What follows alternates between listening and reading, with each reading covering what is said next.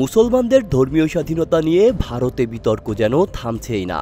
Israel ফিলিস্তিন ইস্যুর পর বিশ্ব মিডিয়ায় মুসলিম নিপীড়নের খবর এলেই ভারতের নাম উঠে আসে প্রথম সারিতে।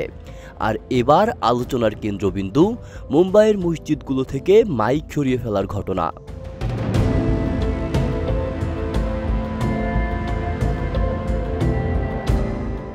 মহারাষ্ট্র সরকারের নির্দেশে সম্প্রতি মুম্বাই পুলিশ শহরের ১৫০০-এর বেশি মসজিদ ও অন্যান্য প্রতিষ্ঠান থেকে লাউডস্পিকার বা মাইক খুলে ফেলেছে। স্থানীয় মুসলিমদের অভিযোগ, কোনো আগাম নোটিশ ছাড়াই পুলিশ এ কাজ করেছে।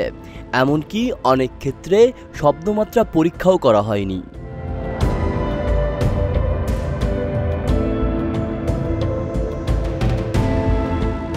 ভাইরাল হওয়া একটি ভিডিওতে দেখা যায়, যখন মসজিদের মাইক খুলছিল প্রশাসন, তখন প্রতিবাদ জানাতে আসা মুসলিমদের সঙ্গে দুর্ব্যবহার করা হয় ও তাদেরকে হুমকি দেওয়া হয়।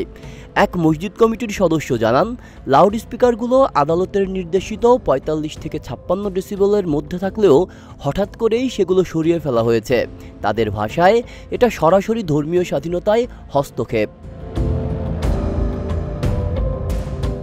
মুম্বাই হাইকোর্ট অবশ্য ২০২৫ সালের ২৩ জানুয়ারি একটি আদেশে জানায়, লাউডস্পিকারের ব্যবহার কোনো ধর্মের জন্য অপরিহার্য অঙ্গ নয় এবং শব্দদূষণ নিয়ন্ত্রণে পুলিশকে নির্দেশ দেয় সব ধর্মীয় প্রতিষ্ঠানকে নির্ধারিত মাত্রা মেনে চলতে যেন বাধ্য করে।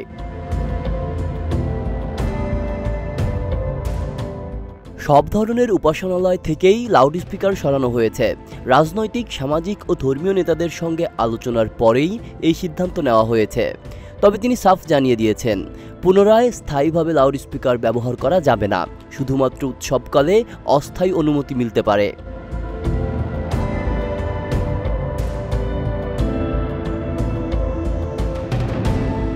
স্থানীয় মুসলিমদের দাবি, একতরফাভাবে এমন সিদ্ধান্ত নিয়ে তাদের ধর্মীয় স্বাধীনতাকে ক্ষুণ্ণ করা হচ্ছে।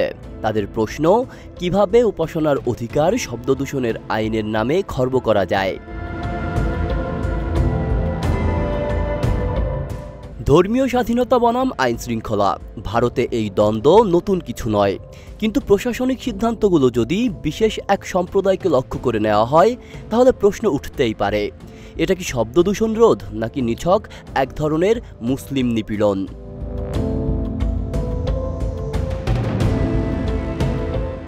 আব্দুল্লাহ রাফসান জনি, ঢাকা প্রকাশ।